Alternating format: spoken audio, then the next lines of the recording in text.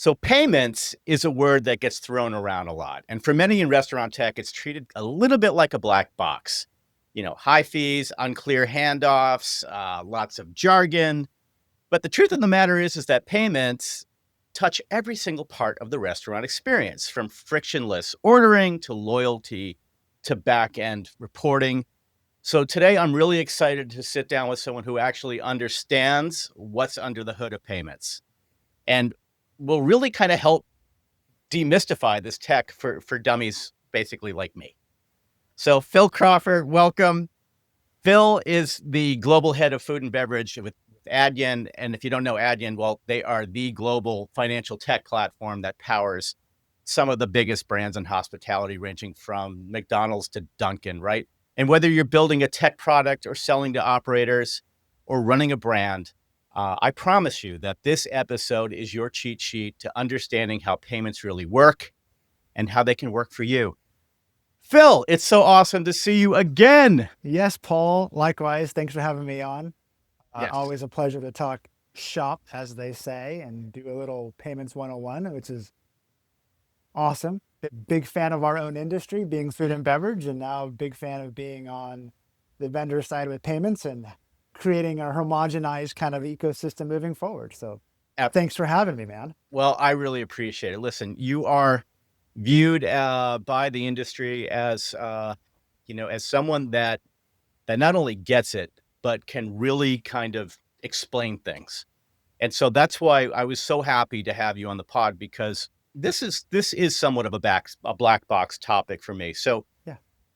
And the purpose of modern solutions for modern restaurants is so often to demystify some of these technologies, so everybody in our industry really understands how they work and how they can work together. So let's hit, you mentioned it, Restaurant Payments 101. Let's start at the beginning. You're a restaurant owner or a tech vendor. The payments process can feel a little like a black box, as mentioned. So can you paint a picture for us as to what happens when the moment the guest taps their card to the transaction is complete? What's going on there? Yeah, it's one of those things that nobody understands, but they just know it works, right? It's kind of like, Why is this guy blue? Well, we can get into science, but hey, as long as it's blue and not gray and raining, we're good to go. Kind of like payments, right?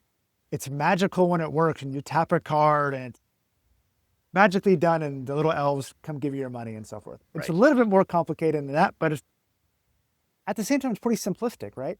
There's basically just a couple of things that happen behind the scenes, breaking that into 5, right? When you tap your card or you tap your phone on your POS terminal, it authorizes your card. So basically the terminal software, stuff that runs on the terminal, encrypts the card data and then sends it to request to what the restaurant payments processor or the acquirer. And let's just say it's Adyen, which everybody should be Adyen. Yeah. Then the acquirer, we instantly grab that request and then we send it to the card network, Visa, MasterCard, American Express, Discover, which acts basically as the intermediary and routes that request to the customer's bank. So if you're banking with Chase, it goes to Chase. Chase then comes back and says, Paul, you got money, we're moving forward. Or Paul, you spent too much in Vegas, insufficient funds, you can't pass the card. That then goes back to the terminal. There's a transaction confirmation. The network then forwards the response to the payment processor, us, then it goes back to the POS terminal and it says declined or approved. And this all happens milliseconds.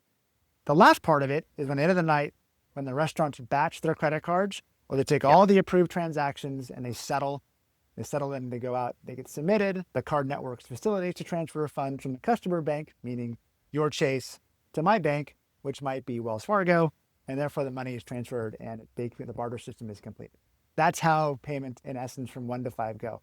All within all this massive data flow within a matter of milliseconds, which is phenomenally fast versus the old dial-up days, which would take 60 seconds or longer. Yeah, it really does feel like a modern miracle it is. In a lot of ways. And a lot of people obviously take it for granted. But speaking about modern, right? So it feels like the payments space is getting more crowded or maybe a little bit more confusing with, one payment provider to another. But they're all professing to be, these modern platforms. But what makes a platform truly modern? And maybe you can frame that from a restaurant's Sure. perspective. Like I think there's modern POSs, right? Or there's modern kitchen equipment, and then there's legacy POS or legacy kind of kitchen equipment.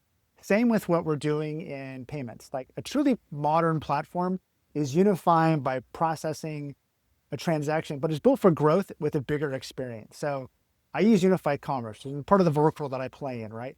It's a Hmm. single platform that handles all payment channels, in person, online, in app. It eliminates those silos or those independent channels and provides a 360 view of the business and a consistent customer journey. So I know you, Paul, if you interact with me in a kiosk, an app, in store, or some other different agent, right? And then modern platforms then take that data and they turn those transactions into actionable insights. What I always use, you can weaponize the information by connecting all the channels so I can follow your journey from end to end inside the business. So I know how you like to play with us. Is it Okay. online or in person? And then what modern, even more modern companies like Adyen do is we realize this is a global world we live in. It's not just payments in the US, it's Right. payments in the UK, it's payments overseas in Asia. And regardless of where you're at, a modern platform should support you where your business is going to, because that's where your guests are going to. So a modern platform like us has banking relations around the world that makes restaurant expansion outside of the US completely viable and Right. growth. And then last but not least, modern platforms are built about speed and reliability. We grew up 16 years ago in a modern tech stack. A lot of banks out there a long time ago with different tech stacks. So we're engineered for speed, we're engineered for transactions, but we're also engineered and built for future proofing of where we don't know where the world's going to go. Right. Payments is changing all the time. New payment methods come up, right? New ways we interact. Modern technology stacks for payments need to be able to be agile and adapt to all the different changes. Yeah, that's right. You mentioned kind of you understand the customer, you understand how they like to play. Yeah, So that meant whether that be mobile or card or tap whatever. or so let's talk about that sort of embedded payments, right? Yeah. So I would imagine a big thing about of what you do is how you embed your solutions into how a restaurant or a point of sale or a loyalty, you have all of these different players for which you're plugging into and working and communicating with. Mm-hmm.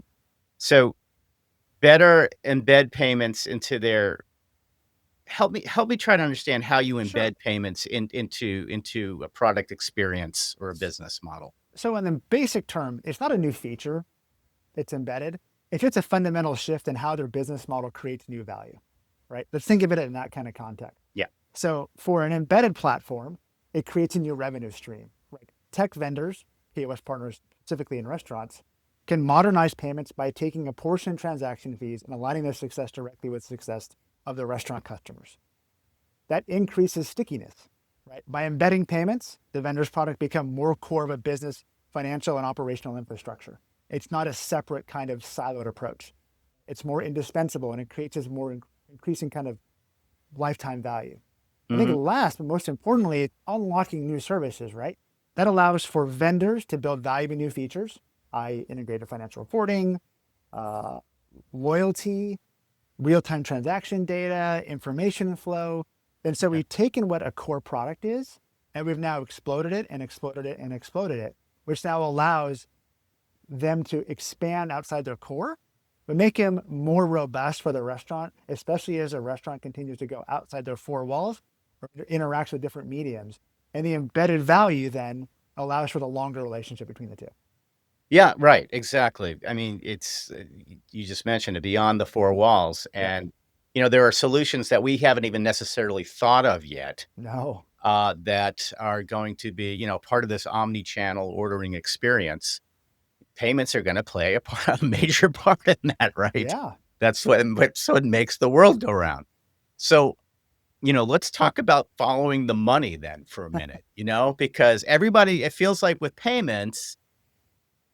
Uh, everybody's taking their slice. Everybody's getting. If I buy that coffee, that $6 meal deal at Dunkin', and I pay, through my app, the money's getting, the vast majority of the money, of course, is going to Dunkin', but it's here, it's there, it's Tell me about how that payments transaction, that role of interchange, if you will.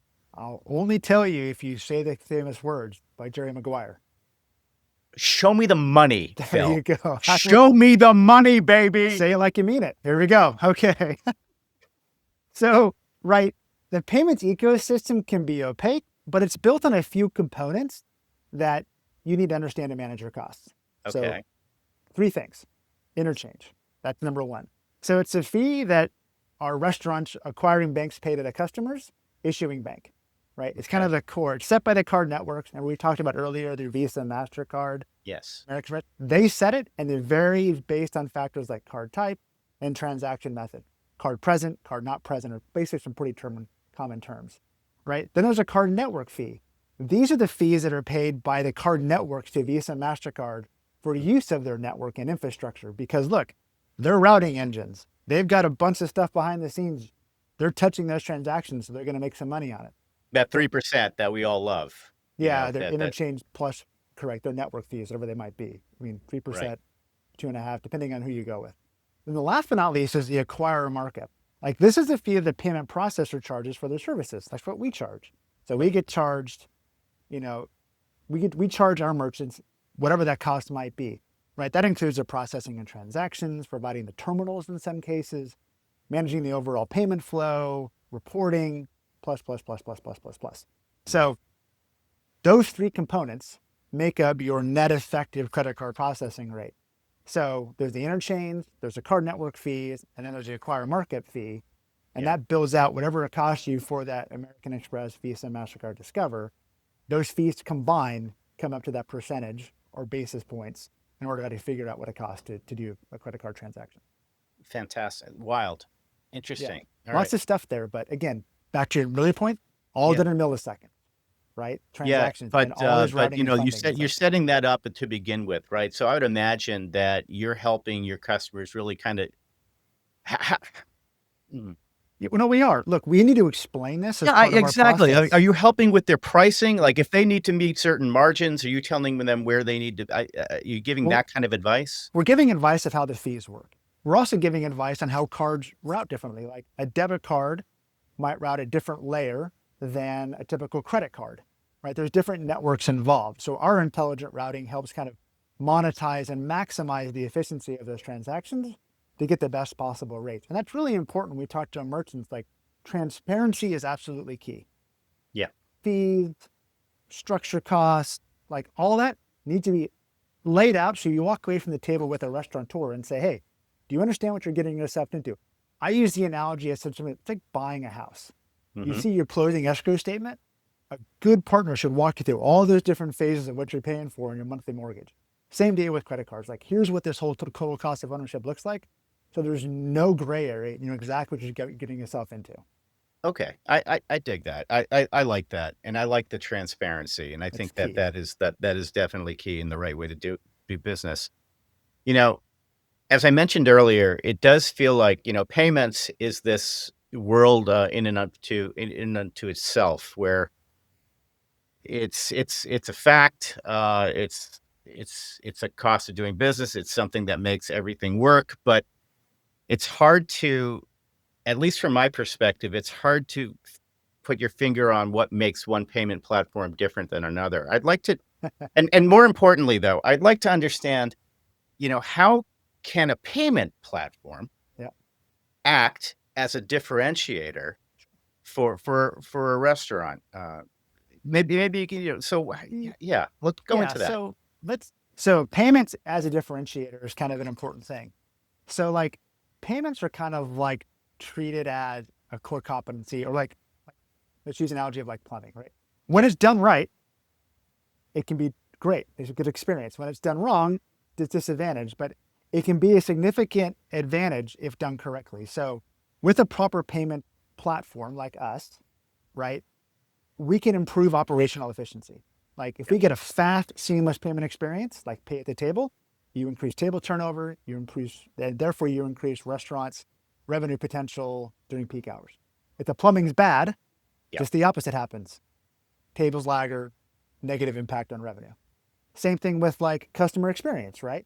If I offer a better experience for the customer, frictionless, tap and pay, watch, whatever it might be, right? Right. Positive impression that we care about our merchants, we're meeting them on their needs, the proper mediums. Therefore, it opens the door for new experiences. A different demographic might come in, might be able to save card on file for future references, right? Better experience overall.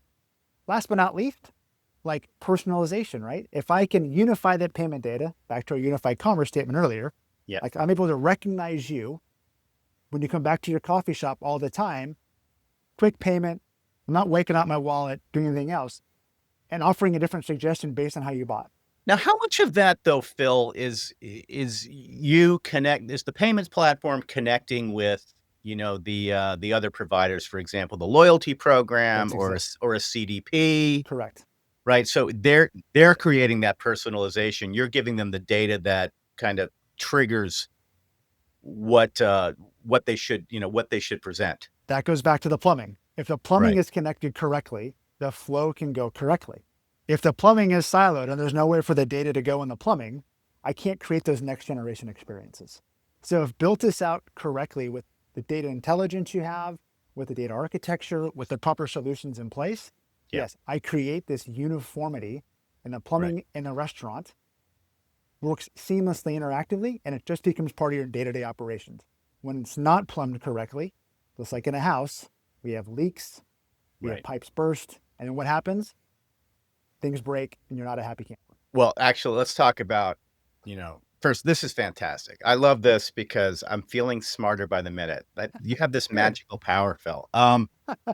Let's you I can make appreciate that. dummy smart. Let's see.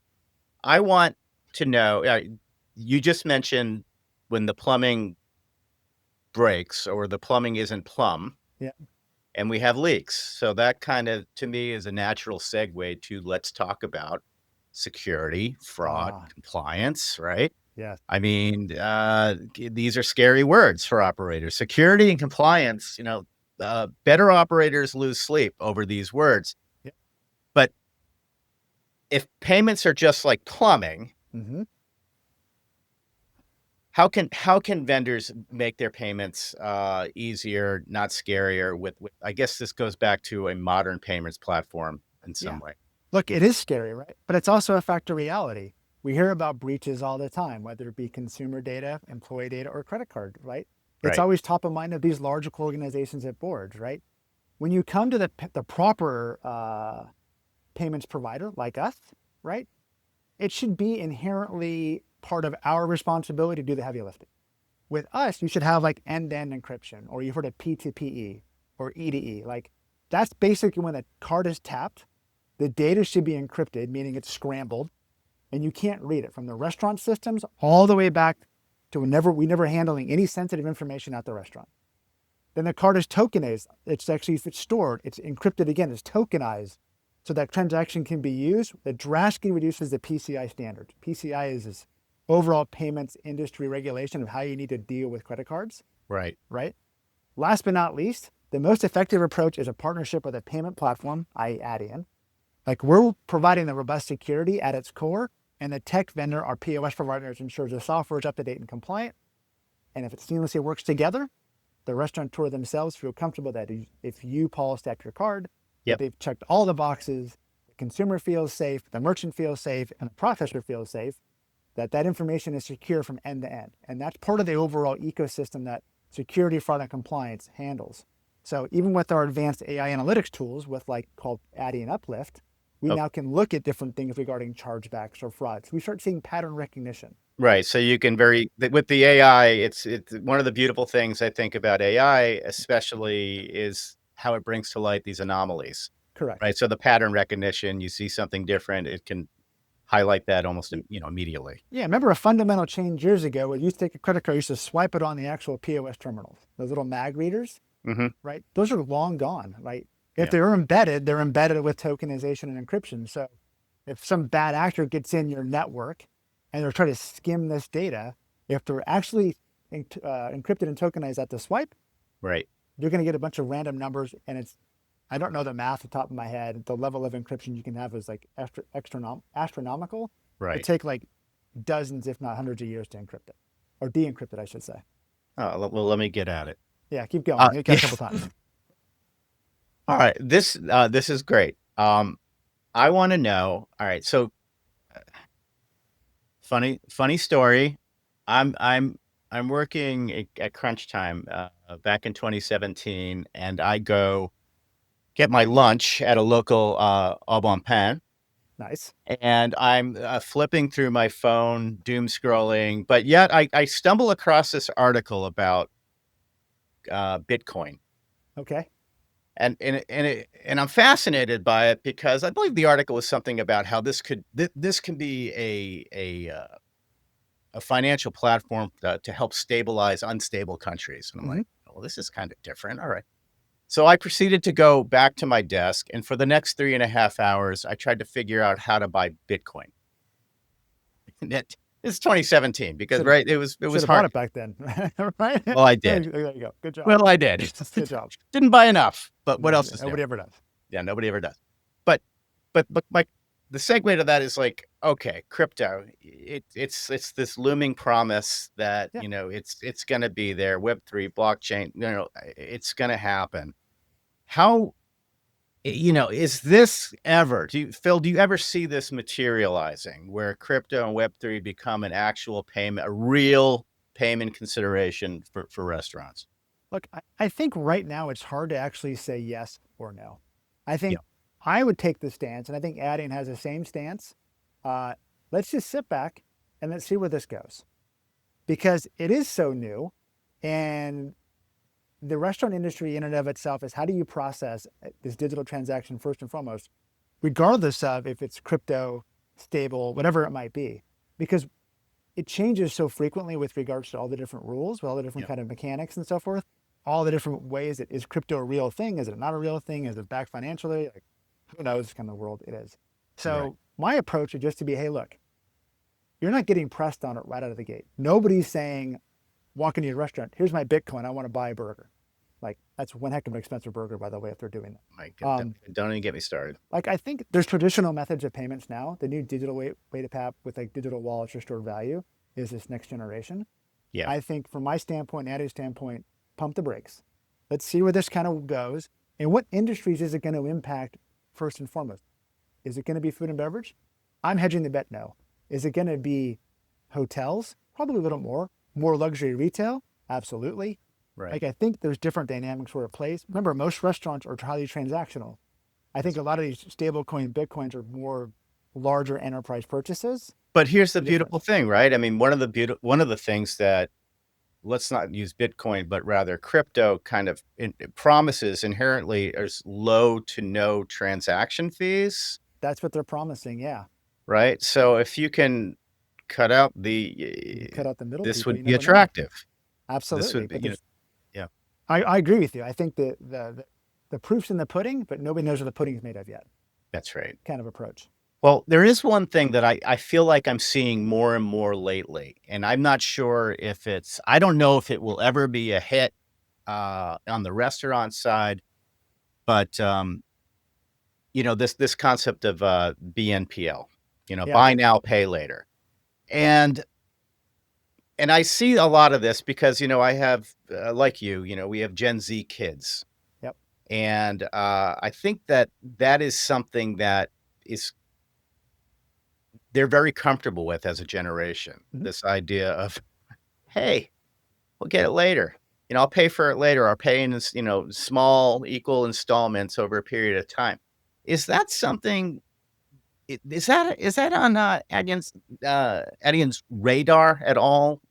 Yeah. We actually do it now for other industries. We have some good partnerships. The Plaid is a good example for BNPL. Okay, That's the, Plaid, yeah, that's the, the internal term is BNPL if we want to be all fancy. BNPL. Yeah. I use the Wimpy analogy from Popeyes. I'd rather pay you Tuesday for a hamburger today. Like Right, that probably isn't going to resonate very well for our industry because we're always on demand with regards service pay, or food pay, food pay. right, Like buy now, pay later is for more larger purchases, I believe.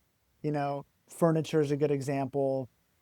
Maybe high-end luxury goods. They can, like the Affirms of the world, you can do it over 6 months and so forth. Like I don't see it being a big thing in the restaurant space. Maybe for hotels on travel, want to book a vacation and pay right. for 6 months. Um, It's an interesting dichotomy because you have some folks that do accept it now and buy now, pay later. I just don't know how the economics work if I'm going to go ahead and I have to put a buy now, pay later on a $10 meal. Like how many of those you get to, and Well, then, and then who's I'm not underwriting that sure. money? I don't know. I mean, I feel like there could be something there. I think it would be worthwhile testing, particularly if you're looking for, you know, repeat business. Where, Potentially. if I'm going to a particular restaurant several times a month, 5, 6, 7 times a month, that can quickly add up to well over $100 per month that I'm spending at this restaurant. Maybe it kind of feels like a tab. It is, but then who carries the risk? Well, that's just it. That's I it, mean, right? somebody's making money on the back end on interest and things like that, I'm Is assuming. it the burdens back to the merchant, right? Right. If you're going ahead and you're holding it, I you have a tab for $100. If you don't come back and pay $100, the restaurateur is out of the food and the revenue. That's Oh, kind of so their hit. there's no protection there Well, from the I'm BNPL sure there's provider? some protection, but Right. it's a risk carrying opportunity that you have to really think about on a larger kind of scale. Yeah, that's interesting. That's Yeah. interesting. So so what's something that we aren't talking about yet, but you think is gonna come on everybody's radar, soon as it relates to payments and just The crystal ball moment. the crystal ball moment, Phil? Come on, man, give it to us. Look, I mean, I think there's two things. Like we're starting to see this now with you traveling when you go to these clear places, like the biometric thing Yeah, of the future with fingerprint or face scan being a payment. This is very next generation Minority Report. Like it's becoming more. I think it's going to become a thing yeah, with more retinal and facial recognition. I also think integrated loyalty and payments are becoming more single, inseparable units where the payment itself acts as a loyalty identifier. Like we talked about earlier, identifying points and discounts without having you to do anything extra, I think interesting. is a big thing. I also think with like Adyen, embedded lending or capital products, where if a payments platform have access to real-time sales, that data that can be offer embedded financial services like working capital loans, improved integrated directly to ecosystems. Like I think those are kind of the next generation things that can really help out this industry, but also kind of push it to the next level. Yeah, That's my crystal ball moment for you. I love it. Let's leave it at that. Phil, bro, this is exactly what I was looking for. Thank you, sir. It was so good too to see you. What was it, last week or 2 weeks? I don't even remember. FS Tech, we clinked Yeah, beer bottles. That was nice. it was great to see you there. I think that was a great event we had. I think overall the show was phenomenal. It's always great for me personally to see what new tech's coming out, but more importantly, really get to meet people face to face, shake their hand, give them high fives and hugs, Yeah, because it's such a tight knit industry. Like we're all in this together, which is why I'm a big fan of sharing experiences and sharing ideas and thought. same. Because if a little bit of tidbit can help somebody else, then mission accomplished. I'm paying it forward. Well, I promise you that what you said today will. And so you're heading off somewhere else in the world soon. Where are you going next? I'm heading to Atlanta soon. And Oh, then, yeah, beautiful. I know, right? It's just how it is. It's the journey of a rock star. My private jet will pick me up in about 2 hours. No, I'm kidding. My private jet called the Southwest. That's how it works. Yes. Okay, good, good. All right, pal. Thank you so much for taking the time to have this conversation with me, buddy. And yeah, I'll see you on the road. Likewise, man. Appreciate you. All right, ciao.